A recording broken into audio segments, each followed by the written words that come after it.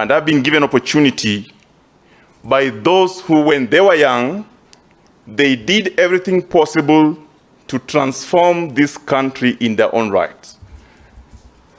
Baba Raila Amolo Odinga, when he was young, he managed and tried in the transformation of the multi-party democracy. When we were just having lunch down there, he was giving us a story of the young Turks of the 1990s. If you read the history of His Excellency Kalonzo Musyoka, when he joined politics, I think he was less than 25 years at that time. He rose to become a member of parliament, become a minister, become a vice president, and I think those are living testimonies for us young people that we can take. And finally,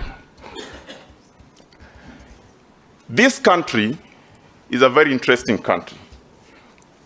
While the people who are our friends trust it and live in it and enjoy it, the very people who are the natives today as we speak are wishing that in fact maybe they were not natives of this country. Why?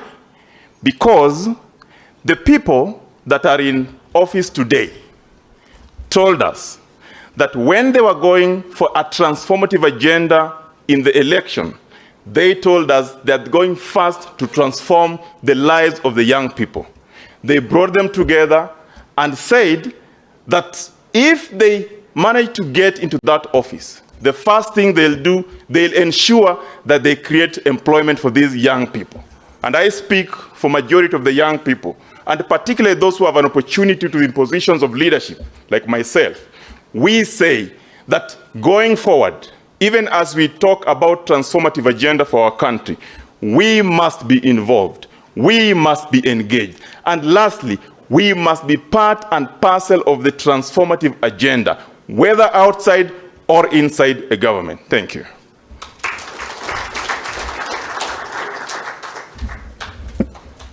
Maybe you can give him another round of applause. Thank you very much, my colleagues, and I will also not take a lot of time.